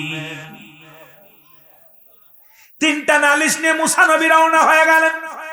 যেহেতু শেষ সফর, আর জীবনে দেখা হবে না, রব্বে কারিমের সাক্ষাৎ হবে না, তুর পারে চলে গেলেন। কৌশল বিনিময় হলো। ও যুবক, নবী মুসা প্রথমেই চাইলেন আল্লাহ আমার বনি ইসরায়েলের মানুষগুলো অলস প্রকৃতি, আল্লাহ তাদের খাবার ব্যবস্থা করে দিবা। আল্লাহ কয় নবী মুসা রে তুমি তোমার বনি ইসরায়েল নিয়ে ব্যস্ত তো কেন? আল্লাহ আমার বনি ইসরায়েল লোকেরা আসার সময় বলছে একটু খারাপ ব্যবস্থা যেন আমার আল্লাহ করে দেয়, আমাদের মধ্যে যেন গুসা না হয়, কারণ তুমি এখন বুড়া হয়ে গেছো, যে কোনো মুহূর্তে মারা যাবা। যেমন আমার ভাই বললেন আপনার অনুরোধ করবেন, সবাই তো অনুরোধ করি ভাইদের কাছে, বড় ভাইদের কাছে হাত বাড়াই। মুসাকে আমার বনি ইসরায়েলদের খাবারের ব্যবস্থা করে দিবা। আমার আল্লাহ কয় মুসা রে তোমার হাতে কি? কয় লাঠি। কয় লাঠি দিয়া বাড়ি মারো। ওই কিসের মধ্যে? পাহাড়ের মধ্যে বাড়ি মারছে। পাহাড়ের মধ্যে সঙ্গে সঙ্গে বিশাল একটা নদী হয়ে আসছে। এই নদীর মধ্যে মুসা আলাইহিস সালাম আল্লাহ এই পাহাড়ের মধ্যে নদী কই থেকে আসলো? আল্লাহ কয় মুসারে লাঠি দিয়ে আরেকটা বাড়ি মারো। ওই নদীর মধ্যে বাড়ি মারো। পানির মধ্যে বাড়ি মারছে, সঙ্গে সঙ্গে বিশাল একটা পাথর বাইর হয়ে আসছে। মুসা নবীরে ডাক দেখায়, মুসা নবী, ও নবী মুসা তাড়াতাড়ি তোমার লাঠি দিয়ে পাথরের মধ্যে বাড়ি মারো।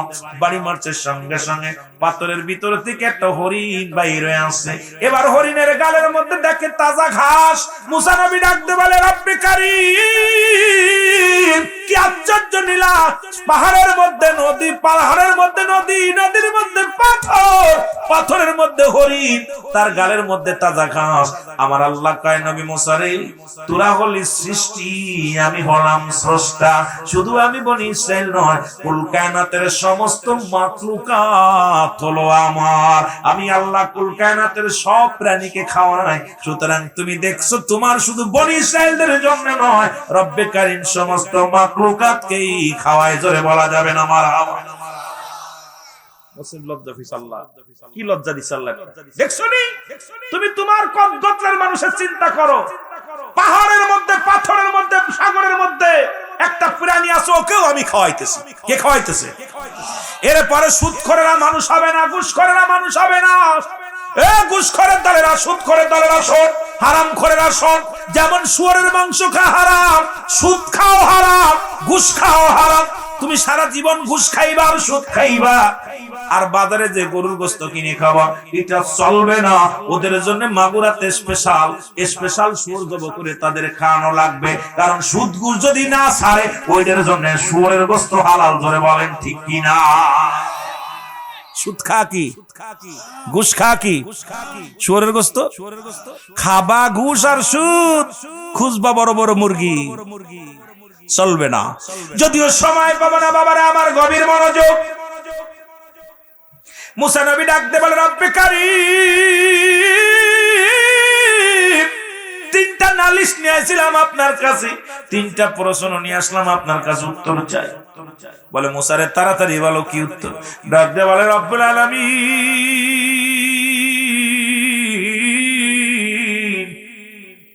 তিনজন ব্যক্তি আপনার কাছে আসার সময় প্রশ্ন করছে আমার, এদের উত্তরগুলো আমার একটু জানাই দিলে আমি উপকৃত হব। আল্লাহ রাব্বুল আলামিন বলেন নবী মুসা রে কি কি প্রশ্নের উত্তর তুমি বলো, তাড়াতাড়ি করো। আল্লাহ রাব্বুল আলামিন বলে মুসা নবী তুমি বলো। ডাকতে বলে রব্বে কারীম প্রথম প্রশ্ন জানার ছিল, একজন ধনীর সঙ্গে সাক্ষাৎ হয়েছিল। এই ধনী বলছে নবী মুসা রে এই দুনিয়ার মধ্যে এত সম্পদ আমার আল্লাহ দিছে, কি আমল করলে আমার সম্পদ গুলো কমে যাবে আমারে বলে দিও। আমার আল্লাহ কয় নবী মুসা রে, ওই লোকটারে যা বলবা ওই ধনের সম্পদ যদি কমাইতে হয় সেজন্য আজ থেকে শুকরিয়া আদায় করা বন্ধ করে দেয়। সেজন্য আমার শুকরিয়া আদায় করে না, তার ধন সম্পদ কমে যাবে। দ্বিতীয় প্রশ্ন বলে আল্লাহ, দ্বিতীয় প্রশ্নের উত্তর চাই, বলে কি বলো? বলে দ্বিতীয় জন বলেছে আল্লাহ আমি গরিব মানুষ, মানুষের বাড়ি বাড়ি খায়, চা খামার মতো গরিব, কি আমল করলে আমি ধনী হয়ে যাব? আমার আল্লাহ কয় নবী মুসা রে, যা ওই মহিলাটাকে বলবা সে যেন বেশি বেশি আমার শুকরিয়া আদায় করে। সুবহানাল্লাহ। আর একটু জোরে বলেন। তৃতীয় ব্যক্তির উত্তর বলে আল্লাহ, তাড়াতাড়ি খুব মেলা, তা দ্রুত যেতে হবে কারণ টাইম শেষ তো। তৃতীয় ব্যক্তি ডাকতে বলে আল্লাহ তৃতীয় ব্যক্তির উত্তরটা দাও। আমার আল্লাহ বলে বলো, বলে আল্লাহ হাত নাই পা নাই। এই ব্যক্তি আমার জিগাইছে, আল্লাহ বলছেন নবী মুসা রে তুমি যাও রব্বে কারীমের দরবারে যাও। আরে আমারে কেন বানাইছে আমার আল্লাহ? আমারে কোনো কাজে লাগবে নি, একটু জিগায় আসবো। আরে আমার তো হাত নাই পা নাই, আমি প্রতিবন্ধী মানুষ, চলতে পারি না, হাঁটতে পারি না, তোমার মাওলারে জিগাইবানি আমার আল্লাহ আমারে কেন বানাইছে, কোনো কাজে লাগবে? মুসা নবী ডাক, মুসা নবী বলার পর আল্লাহ বলে মুসা রে তারে যে বলে দিবা ওই জাহান্নামের মধ্যে ছোট ছোট ছিদ্র আছে, ওই জাহান্নামের ছিদ্র বন্ধ করার জন্য আমি আল্লাহ প্রতিবন্ধীরে বানাইছি। সুবহানাল্লাহ কইলেন, ভয় লাগে না? হাঁটতে পারি না, পা নাই, তারপরে জাহান্নামের ছিদ্র বন্ধ, কষ্টের কথা না? নবী মুসা আল্লাহ আমাকে একটু সুযোগ দিন, আমি শুধু বলে আসি, তারপরে আবার সাক্ষাৎ, যেহেতু আজকে আমার শেষ সাক্ষাৎ। আল্লাহ কয় যাও তোমারে দেখা, তাড়াতাড়ি সংবাদ দ্বারা আসো। সংবাদ দেওয়ার জন্য আসলো নবী মুসা, আছে ধনির সঙ্গে দেখা। আসসালামু আলাইকুম নবী মুসা। মুসা কয় আলাইকুম আসসালাম। কো নবী মুসা তোমার মাওলারে জিগাইছনি আমি কি আমল করলে আমার ধন সম্পদ কমে যায়? নবী মুসা কয় ধনী রে, রব্বে কারীম বলছে তুমি আজ থেকে আর রব্বে কারীমের শুকরিয়া আদায় করবা না। পরে ধনী কয় মুসা রে তুমি কি পাগল হইছনি? ধন সম্পদের পাহাড় যদি আমার আল্লাহ করে দেয় তবু নাফরমানি করতে রাজি নয়। সঙ্গে সঙ্গে ধনী আবার আলহামদুলিল্লাহ বলছে, আর ধন সম্পদ আল্লাহ দ্বিগুণ বাড়ায়া দিছে। জোরে বলেন মারহাবা। আর একটু জোরে। এবার মুসা নবী ধীরে ধীরে গেলেন ওই মেয়েটার কাছে। মেয়ে বলে নবী মুসা তোমার মাওলারে জিগাইছনি আমারে আমি কি কাজ করলে আমি ধনী হব? মুসা নবী কয় মা গো, ও মা, রব্বে কারীম বলেছে তুমি বেশি বেশি শুকরিয়া আদায় করবা। মেয়েটা কয় নবী মুসা রে তোর আল্লাহ আমারে কি দেশে, এত শুকরিয়া আদায় করব কেন? তোর বড় বড় আল্লাহ কি কাম পাই না, খালি তার শুকরিয়া আদায় করতে কয়। সঙ্গে সঙ্গে একটা তুফান আসিয়া গত শুক্রবারে রব্বে কারীম একটা ঝাঁকি দিছে, আজকে বিকেলে একটা ঝাঁকি দিছে। ধরে বলেন ঠিক কি না? এক ঝাঁকি তাল বাংলাদেশ নাসা দিছে, 13 জন মৃত্যুবরণ করেছে, হাজারের উপর মানুষ ও মুসলমান হাসপাতালে ভর্তি হয়েছে। মুসলমান তারা কি হয়েছে মুসলমান শোনো, অনেক বাধা, প্রায় 10টার উপরে বিল্ডিং ঢাকা শহরে ভেঙে পড়েছে, রাস্তাঘাট অনেক জায়গাতে পড়ে গেছে। কারণ রব্বে কারীম কখন যেন এই দুনিয়াটাকে শেষ করে দিবে। রব্বে কারীম বলে কুল্লু মান আলাইহা ফা, আল্লাহ কয় বান্দারে এই জমিনটা আমি চূর্ণ বিচূর্ণ করে দিব।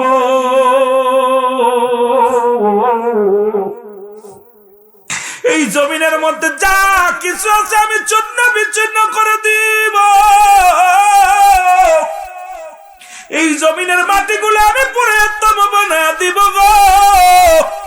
এই জমিনের পানিগুলো পুরো আমি ছাই বানায় দিব। যেদিন কিচ্ছু বলতে কিচ্ছু থাকবে না, সেদিন থাকবে শুধু আমার আল্লাহ। আল্লাহ কয় বান্দারে যেদিন আমি থাকবো রাসূলুল্লাহর ভালোবাসা নিয়ে। আর নবী কয় হায়াতি খায়রুল লাকুম, আমার হায়াতের জিন্দেগিটা আমার উম্মতের জন্য কল্যাণ স্বরূপ। ও মায়াতি খায়রুল লাকুম ওয়াফাতি খায়রুল লাকুম, নবী উম্মতিরা রে এই দুনিয়ার মধ্য থেকে আমি বিদায় নিলাম, এটা আমার উম্মতের কল্যাণের জন্য। জোরে জোরে বলো মারহাবা। এ দুনিয়ার মানুষ সঙ্গে সঙ্গে মহিলা চিৎকার মেরে ডাকতে বলে নবী, আ নবী মুসা সারাদিন মানুষের কাছে চা চিন্তা খাইতাম, রাত্র হলে মাথা মুসলমান বালিশ দিয়ে একটু ঘুমাইতাম। তোর রব্বে কারিম এটাও ভেঙ্গে দিল রে মুসা। আমি শুকরিয়া আদায় করি আল্লাহর দরবারে, আল্লাহ সারাদিন যদিও সে চিনতে খায়, রাত্র হলে একটা শোয়ার জায়গা আছে আলহামদুলিল্লাহ। সঙ্গে সঙ্গে রব্বে কারিম দুই মহিলার বিশাল একটা বিল্ডিং বানায়া দিছে, মুসলমান ধনী বানায়া দিছে। এবার যাইতে যাইতে মুসা নবী গেছে প্রতিবন্ধীর কাছে। প্রতিবন্ধী ডাক দিয়ে কয়, নবী মুসা রে, তোমার আল্লাহরে জিগাইছো নি আমারে কেন বানাইলো? নবী মুসা ওই প্রতিবন্ধীর মুখের দিকে তাকায়া চোখের পানি ছেড়ে দিছে, ডাক দেখ, আল্লাহ এ তো জীবনে হাত নাই পা নাই রে, যদি বলি জাহান্নামের ছিদ্রা বন্ধ করো, সব চাইতে কষ্ট পাবে রে রব্বে কারীম।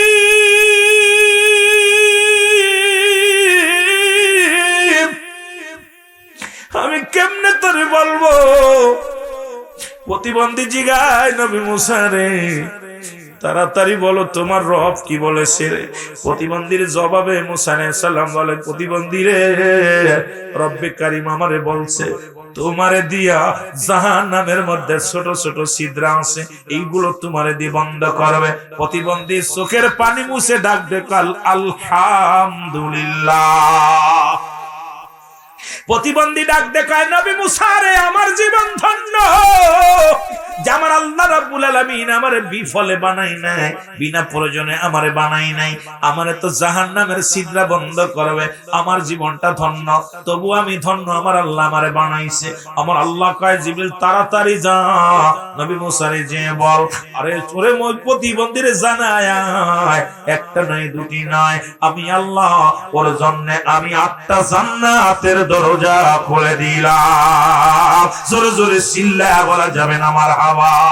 আপনি যে হালাতে থাকেন শুকরিয়া আদায় করবেন রব্বে কারীমের। মুসা নবী এবার উত্তর দিয়ে গেছে, আল্লাহর কাছে দেখা করে আসতেছে। হঠাৎ করে বনে বড় কষ্ট, এগুলো কল্পনা জল্পনা করে রওনা দিছেন। মুসা নবী পথের মধ্যে আস্তে আস্তে দেখে রে কয়েকটা লোক কবর খনন করে, কোনটা কুরল নিয়ে কবর খোসে। মুসা নবী যায় সালাম দেয়, আসসালামু আলাইকুম ভাই, তোমরা কারা?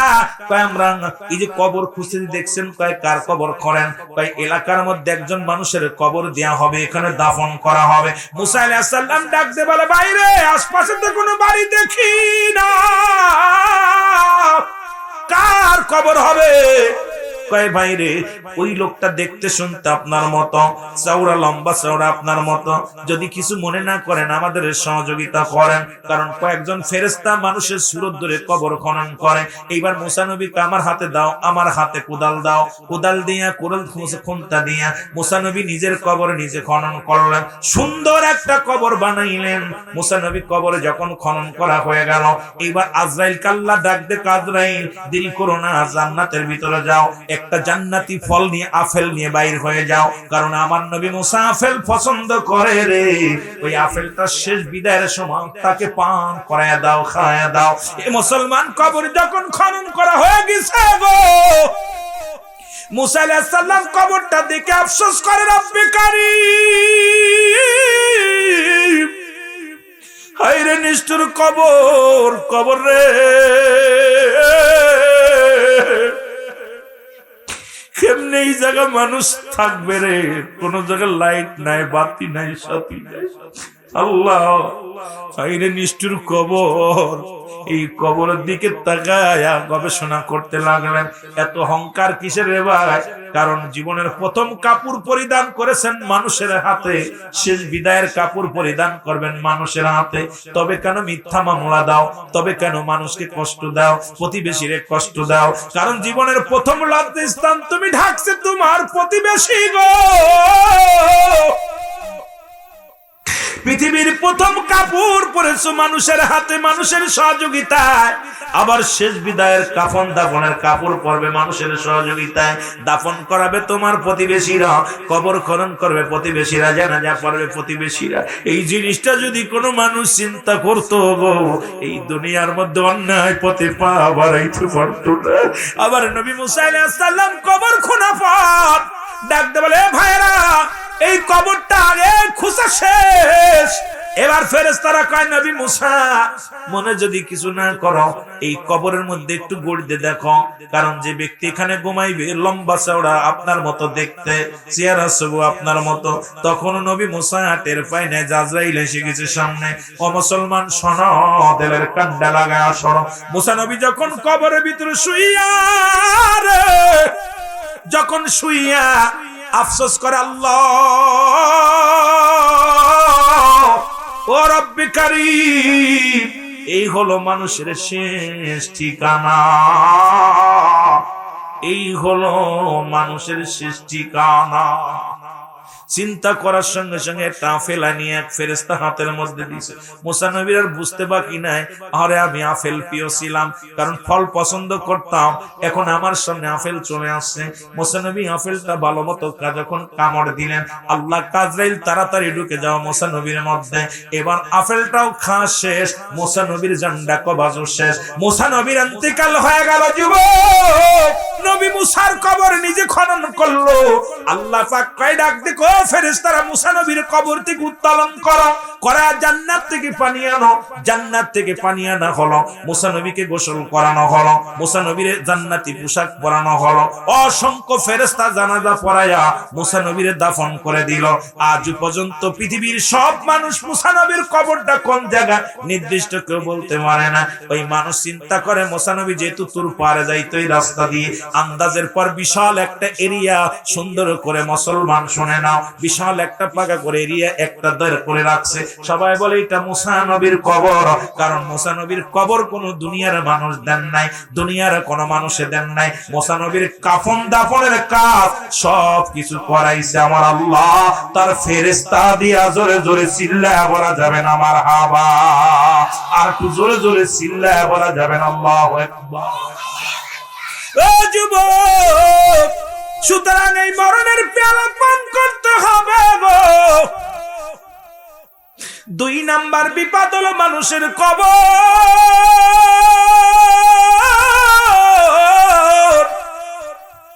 এই কবরের মধ্যে শোয়ানোর পর একজন ফেরেশতা আসে, আপনারা জানেন সেই ফেরেশতার নাম হলো মুনকার নাকির, ঠিক কিনা? না রে বাজান না। কবরে শোয়াইলে একজন ফেরেশতা প্রথম আসে, তার নাম নোমান ফেরেশতা। 2 জন ফেরেশতা কেরামান কাতিবিন লিখে রাখছে আপনার আমলনামা। এবার একজন কবরে শোয়ানোর পর সঙ্গে সঙ্গে আগমন করবে একজন ফেরেশতা, তার নাম নোমান ফেরেশতা। হাতের মধ্যে 2 টুকরা কাগজ থাকবে, হাজির হয়ে যাবে, ডাকতে বলবে হিরণ ভাই, ডাকতে বলবে হিরণ সাহেব ওঠো, লুৎফর রহমান ওঠো, রুহুল আমিন ওঠো। আপনাদের বোঝানোর জন্য বললাম। এবার উঠবে বান্দা, উঠা পড়া হাতের মধ্যে দিবে একটা কাগজ ধরায়া। বান্দা বলবে এটা কি? কয়ে তোমার 40 বছরের আমল, 50 বছরের আমল। বান্দারে যার আমল নামা তার লেখা লাগবে, কোনো টিপসই চলবে না, কোনো সুপারিশ চলবে না। এবার নোমান ফেরেশতা ডাকতে বলবে ভাই তুমি লেখো। এবারে লিখবে বান্দা, ডাকতে বলবে আমি লিখবো কেমনে রে, আমার কাছে তো কোনো কলম নাই রে, আমার কাছে তো কোনো কলম নাই। ফেরেশতা বলবে বান্দা কলম হলো তোমার ডান হাতের শাহাদাত আঙ্গুল মোবারক। আমি আপনাদেরকে অনুরোধ করে যাই, এই হাত দিয়ে ঘুষের কারবার করিস না, এই হাত দিয়ে সুদের কারবার করিস না, এই হাত দিয়ে হারাম পথে টাকা উপার্জন করিস না, ব্যয় করিস না, এই হাত দিয়ে টাকার পতিতালয় দিস না, গান বাজনায় দিস না, এই হাত দিয়ে মসজিদ দান কর, মাদ্রাসায় দান কর, ভালো কাজে কাজ কর। এ যুবক তোমার ডান হাতের শাহাদাত আঙ্গুল মোবারক হবে কলম। বান্দা বলবে আমি কলম পাইলাম, এখন আমার তো কালি দরকার, কালি নাই। কালি বলবে তোমার মুখের থুতু মুবারক তোমার কালি, তোমার মায়ের গর্ভে যখন ছিলা রব্বুল আলামিন তোমার মুখ দিয়া না পাক পানি খাওয়ার নাই, তোমার এই নাভির সঙ্গে মায়ের নাভিটা জুড়াইয়া দিছে। আরে ও যুবক, কারণ এই মুখ দিয়ে কোরআন পড়বি, এই মুখ দিয়ে নবীর দুরূদ পড়বি, এই মুখ দিয়ে আহ্বান করবি, সত্যের আহ্বান করবি। এই যে রব্বে কারীম এই মুখটার মধ্যে কুরক্ত দেন নাই, আর কুরক্ত খাওয়ান নাই। আজকে বড় হইয়া যখন গাজার মধ্যে টান দাও, আমাদের মধ্যে টান দাও, বিড়ির মধ্যে টান দাও, রব্বে কারীম বড় কষ্ট পায়। বড় কষ্ট লাগে রে যুবক, শুনে নাও আমার যুবক বন্ধুরা, ও যুবক বন্ধুরা শুনে নাও। ফেরেশতা বলবে কালি তোমার মুখের থুতু মোবারক, কালি যখন পেয়ে যাবে রে যুবক বাবারা শুনে নাও, এবারে ডাকতে বলবে বান্দা তাড়াতাড়ি লেখো গো। বলে আমি কালি পাইলাম, এখন আমি লিখবো কেমনে? বলে 3 টুকরা কাপড়ের কাপড় দেয়া হয় সঙ্গে, ও ভাই 5 টুকরা কাপড়ের কাপড় দেয়া হয়, 1 টুকরা কাপড়ের কাপড় টান দিয়ে খুলে নিবে, নিয়ে বল বান্দা লেখো। এবার মিনিটের মধ্যে সেকেন্ডের মধ্যে লেখা হয়ে যাবে। আর একটা টুকরা টান দিয়ে কালি হাত থেকে কেড়ে নিবে, আর একখান কাপড়ের কাপড় টান দিয়ে খুলে নিবে গা থেকে, নিয়ে বল বান্দা লেখো। এবার দেখবে 70 বছরের জিন্দেগি কত রাকাত নামাজ কাজা দিছো, কত জায়গায় গান বাজনায় বসেছো, কত মেয়ে সর্বনাশ করেছো, কোথায় গাঁদা মদ খাইছো, কোথায় তুমি সুদের কারবার ঘুষের কারবার করেছো। ডাকতে বলবে ফেরেশতারা রে আমি লিখতে পারি না। এ মুসলমান ডান দিক থেকে মাটি চাপ দিবে রে, বাম দিক থেকে মাটি চাপ দিবে রে, ডান দিকের আড্ডিগুলো বাম দিকে চলে যাবে, বাম দিকের আড্ডিগুলো ডান দিকে চলে যাবে রে। কবরে আযাব হয় যদি বিশ্বাস না হয়, বাড়ি যাইয়া আপনার মা বাবার কবরের কাছে একটা গরু বানবেন, একটা ছাগল বানবেন, বান্ধিয়া দূরে দাঁড়ায় থাকবেন, ভালো খাবার দিবেন, দেখবেন গরু না চোখ দিয়ে দর দর করে পানি ছেড়ে দিছে, টালু মালু তাকাইবে, রশি ছিঁড়াছিঁড়ি করবে। কারণ মুসলমান পৃথিবীর মধ্যে একমাত্র দানব এবং মানব বুঝতে পারে না কবরে আযাব, সমস্ত প্রাণী কবরে আযাব বুঝতে পারে। এই জন্য আমার নবীজি, আমার আল্লাহ বিধান দিছে আমার রাসূলের কাছে, যখন কোন মানুষ মারা যায় 6টা হক থাকে সন্তানের, তার মধ্যে 1 নাম্বার হলো তাদের জন্য মাগফিরাত কামনা করা, 2 নাম্বার তাদের জন্য সবর রেশনি করা, 3 নাম্বার মুসলমান তার ওসিয়াত পূরণ করা, 4 নাম্বার তাদের দিনা পাওনা পরিশোধ করা, 5 নাম্বার মুসলমান শুনে নাও 5 নাম্বার তার আত্মীয়স্বজনের সঙ্গে যোগাযোগ করা, 6 নাম্বার হলো যুবক পিতা মাতার সময় করে বেশি বেশি করে তাদের কবরটা জিয়ারত করা। আজকে এমন সন্তান রেখে গেলাম আব্বা মার কবরটা পর্যন্ত চেনে না, ইমাম রে জিগায় হুজুর আমার আব্বার কবর কোথায়, মার কবর কোথায়? আরে যুবক বড় আফসোস জাগে রে, এই হকগুলো যদি আদায় না করে যুবক, তোমার মা তোমার বাবা তোমার চিনবো না। আইরে সন্তান রেখে গেলাম, আব্বা মার জন্য কিছুই দিলাম না। আমার বন্ধুগণ, আমি মাঝে মাঝে কথাগুলো বলি, ও যুবক বন্ধুরা, যে ঘরে মাদক ঢুকেছে সেই ঘর শেষ।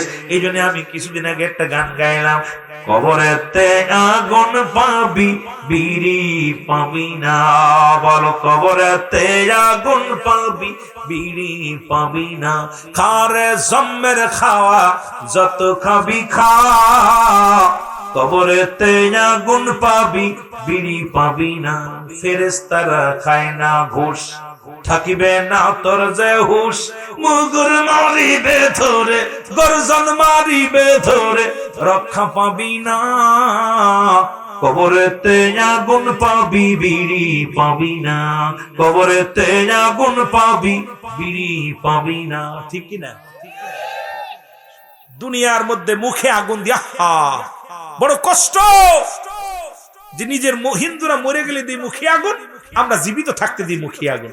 আমার বাবারা, আরেকটা গান গাইলাম কিছুদিন আগে, ও বোড়ার চুল পেকেছে পাকছে দাড়ি গাল করেছে ব্যাক, তোরা দেখ তোরা দেখ রে, তবু বুড়া টানে সিগারেট, বুড়ার পাও গেছে কবরে, বুড়া হাতে নিছে লাঠি, বুড়ার মুখে জলে বাইরে, বুড়ার মুখে জলে বাইরে, জুনের গুদের বাতি, বুড়ার চুল পেকেছে, ও বুড়ার চুল পেকেছে গাল করেছে ব্যাক, তোরা দেখ রে, তবু বুড়া টানে সিগারেট।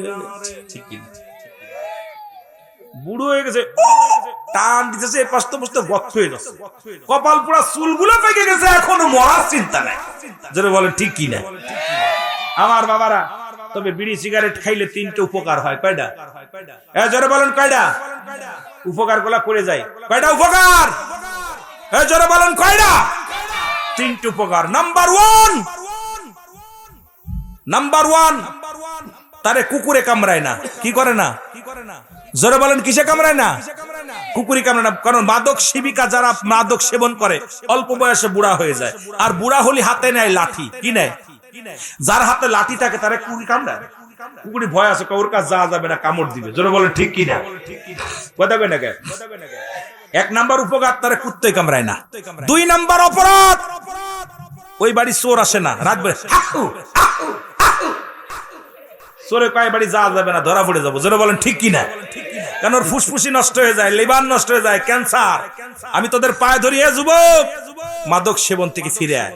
আমি তোদের পায়ে ধরে বলে যে আমি তোদের এলাকার ছেলে, মাগুরার সন্তান হয়ে আমি আমার মাগুরার সন্তানদেরকে, শ্রীপুরের বাবাদেরকে পায়ে হাত দিয়ে বলি আমি তোদের ভাই, আমি তোদের বন্ধু।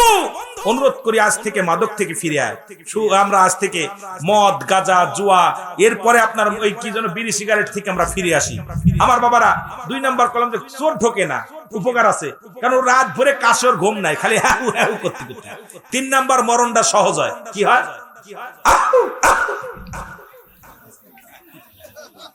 এক কাশি দিয়ে শেষ। কারণ ওই বোঝে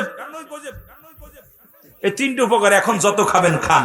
উপকার তিনটা করে দিলাম, তারপরে যদি আপনি কন্ট্রোল, আমি সিদ্দিকী তিনটে উপকার দিছে, এরপরে আপনাদের, যেহেতু আমি আপনাদের ভাই, আমি আগেই বলছি আমি ভাড়াটে মৌলবী নয়, আমি আপনাদের ভাই হিসেবে আমার আপনার দায়িত্ব, ইমানি দায়িত্ব, আপনাদের সৎ আদেশ দেওয়া, অসৎ কাজে বাধা দেওয়া। জোরে বলেন ঠিক কিনা?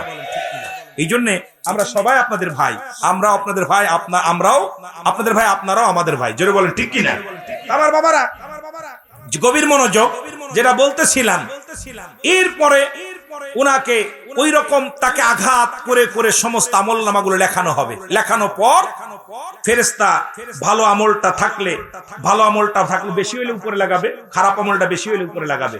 উনি বলবে গুড বাই, বিদায়। আরে ফেরেশতা বলে গুড বাই, হিরো মিয়া বিদায়, আমি একটু পরে কবরে আসবে, মান কান নেকির, তোমার আমল নামা দেখবে।